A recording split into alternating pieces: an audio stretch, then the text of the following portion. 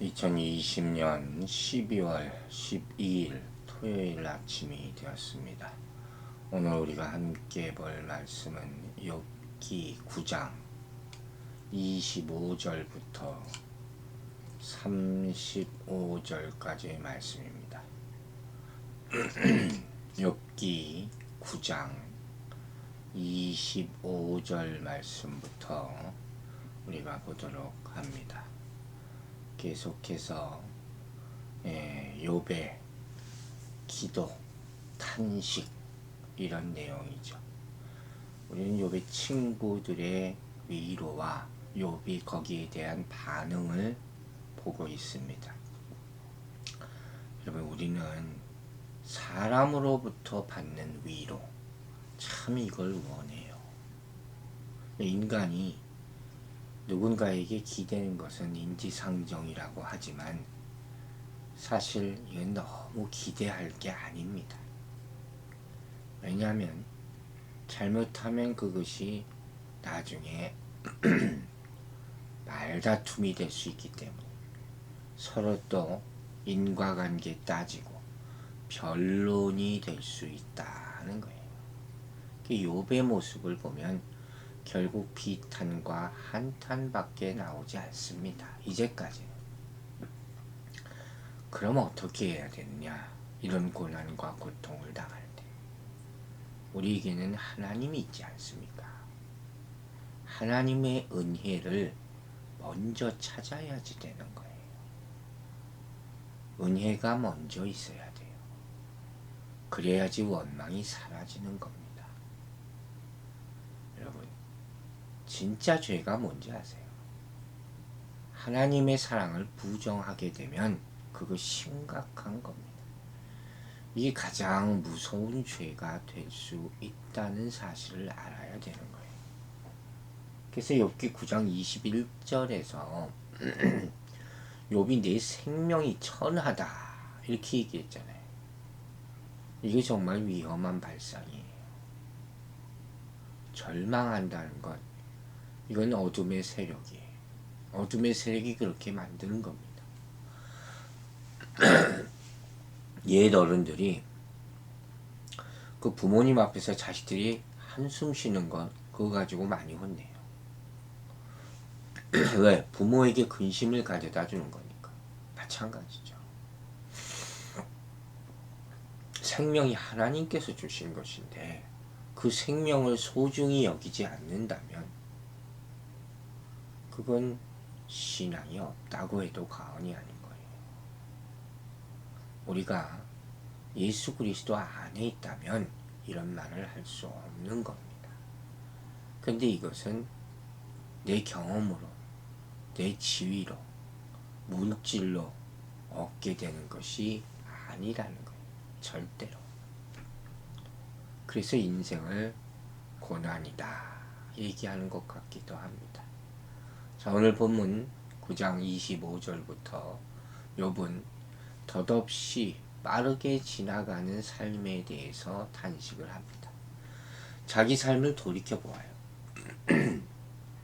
그리고 세 가지 비유를 통해서 자신의 날들이 너무 빨리 간다. 세상에서의 복, 이걸 누릴 겨를이 없다. 이렇게 불평하고 있습니다. 먼저 목표 지점을 향해 전력 질주하는 경주자로 비유합니다. 마라톤, 단거리 경주, 얼마나 빨리 달립니까? 두 번째, 빠르게 바다 위를 움직이는 갈대배로 비유합니다. 그리고 세 번째로 먹이를 덮치려고 공중에서 내려오는 독수리, 아주 급강하를 하죠.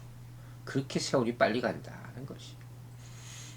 즉, 욥은 여기서 창조 세계의 세 개의 공간,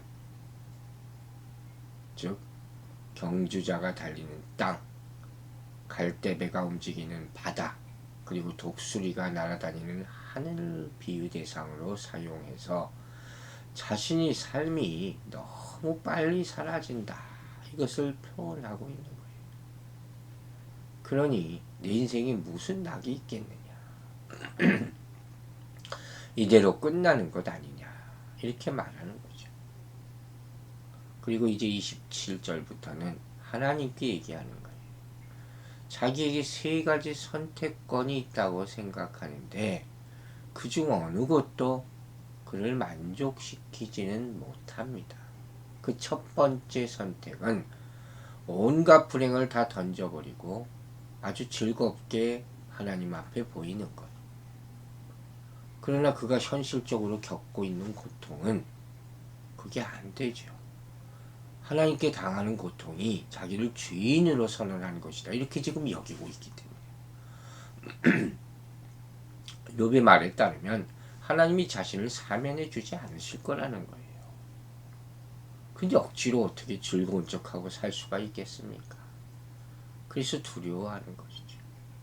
그래서 여기서 우리가 한 가지 짚고 넘어가야 될 것이 있습니다.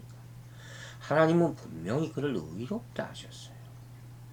그리고 이제까지 보면 자기의 의로움을 친구들에게 계속 항변하고 있지 않습니까? 그런데 왜 이런 말이 나옵니까? 왜 스스로를 정죄합니까? 이게 인간의 연약함이에요. 왜 이럴까요? 하나님도 의롭다고 하셨고 자기도 의롭게 살아왔다고 했는데 자기도 모르는 사이에 불평이 입에서 나오기 시작하는 거예요.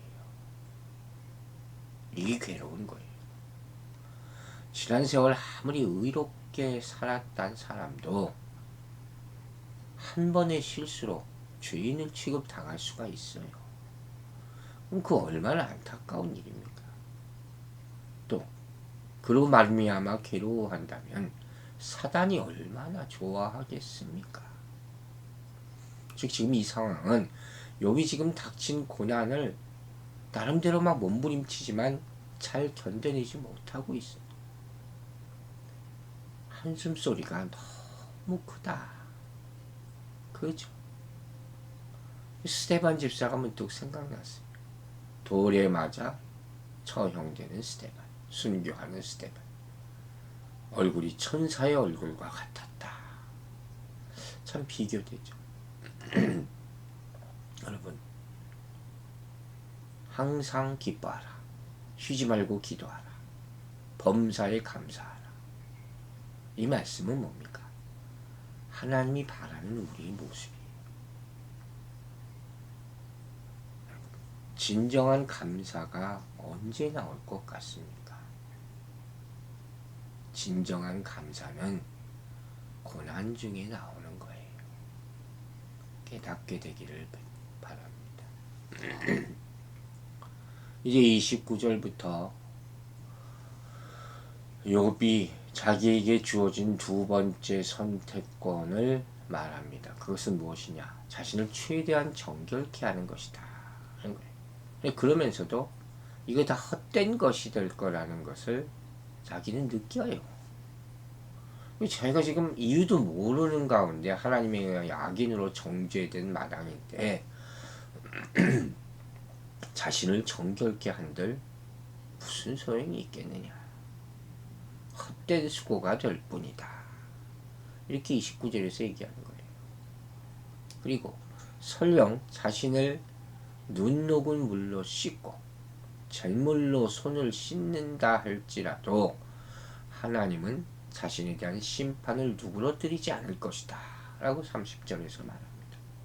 즉 하나님은 그의 무죄함을 선언하기는커녕 다시 진흙구덩이나 시궁창 같은 데서 넣으심으로 말미암아 철저하게 불명예스럽게 만들 것이다. 이렇게 지금 생각하고 있는 거예요. 그러니까 지금 욥이 괴로워하고 있는 이유는 뭡니까? 죄 때문이 아니라 하나님의 마음이에요.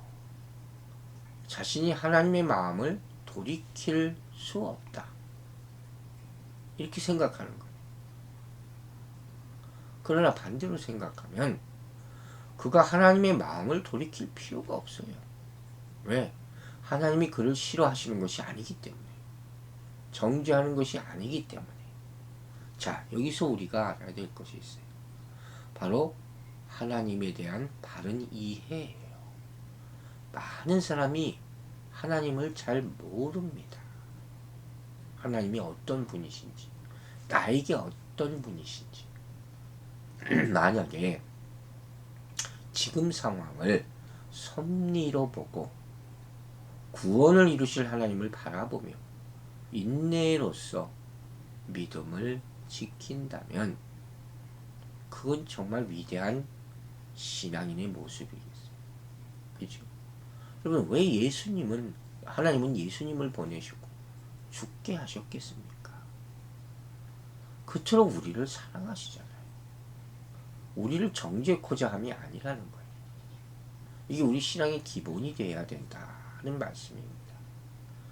욥은 자기 스스로를 정죄하면서 하나님이 자신을 싫어하신다 이렇게 말하지만 하나님은 예수님의 십자가를 붙들고 자신의 죄인됨을 고백한 사람들을 절대로 정죄하지 않으십니다.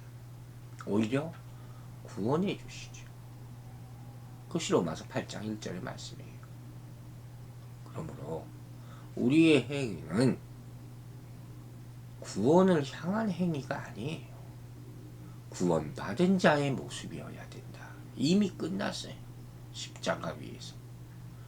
그게 참 신앙인의 모습이다 하는 것이에요. 그래서 여기서 우리는 고난을 대하는 자세를 다시 생각해 봐야 하는 것이에요. 고난이 닥치면 그 여파는 나 한 사람만이 아니에요. 주위에 다 영향이 있습니다.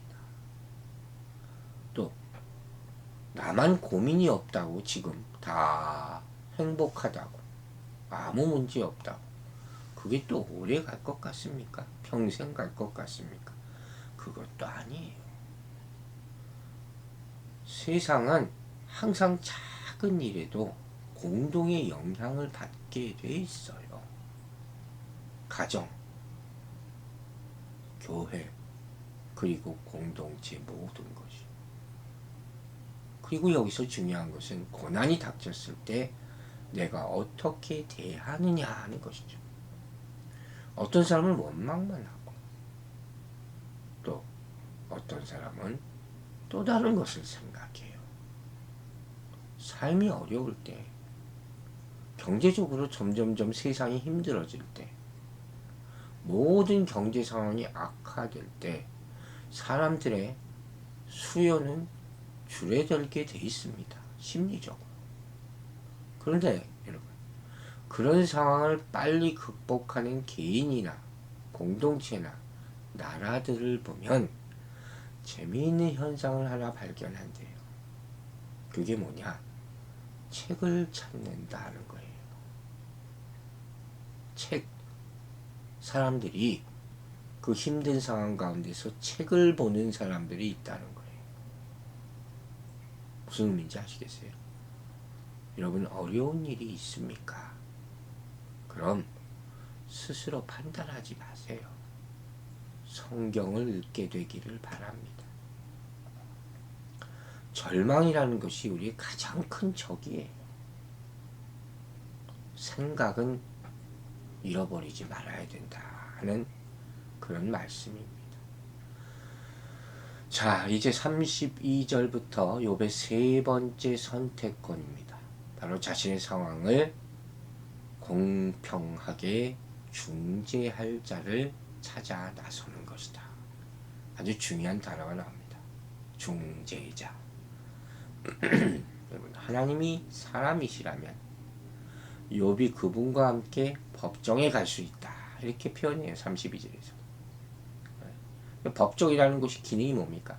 어떤 사람이 불의한 일을 당했을 때 그것을 논쟁하고 그것을 올바른 법의 기준으로 해결하기 위한 것이죠.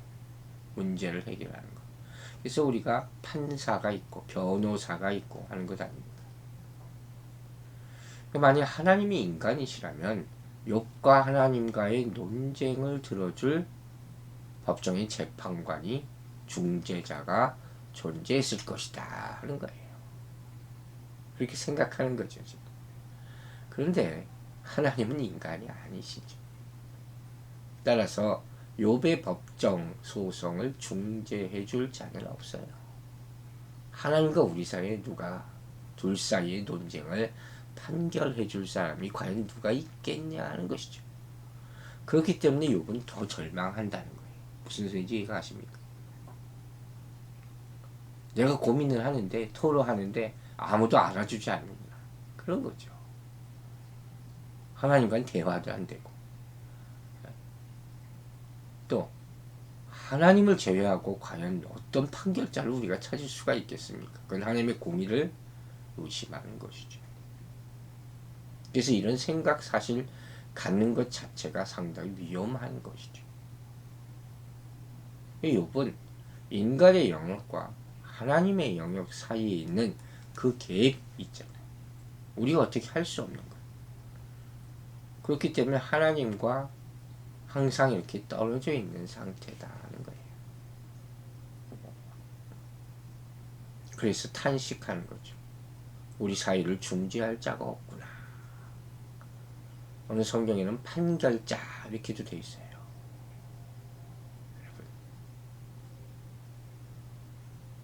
그런데 우리에게 아무리 우리 인간이 부족하고 하나님과 사이에 갭이 있고 장벽이 있고 그래서 우리는 절망할 필요가 없습니다. 왜? 우리에게는 예수님이 계시기 때문이에요. 절대자이신 하나님과 한계성을 가진 우리 인간 사이에 중재하는 분이 계십니다. 그걸 욥은 깨닫고 있는 것이에요. 그 필요를. 그것 자체가 굉장한 신앙적인 성장이라고 할 수 있는 것입니다. 인간은 그 존재를 통해서 하나님께 나아가는 겁니다. 그리고 하나님의 진노와 심판을 피할 수 있습니다. 그분이 바로 하나님이 세상에 보내신 그분의 아들 예수 그리스도이심을 믿으시기 바랍니다. 우리가 마지막 때 심판대 앞에 섰을 때 그 주님께서 우리 옆에서 우리의 생명을 보증해 주십니다. 그걸 알아야 돼요. 그를 위해서, 그 일을 위해서 예수께서 십자가에서 우리의 모든 죄를 감당하신 것이에요. 더 이상 의심하지 마십시오. 십자가를 절대로 잊어버리지 마세요. 그 안에 모든 해결이 담겨 있는 겁니다. 왜 십자가를 보기 전에 내 기준으로 판단하려고 합니까? 하나님의 공의는 완전하고 부족함이 없는 것이고 그 뜻은 십자가 안에 다 담겨져 있다는 것입니다. 마지막으로 34절부터 하나님께 위협당하는 듯한 느낌을 받은 욥이 하나님이 그를 괴롭히는 고통의 막대기를 제거해달라.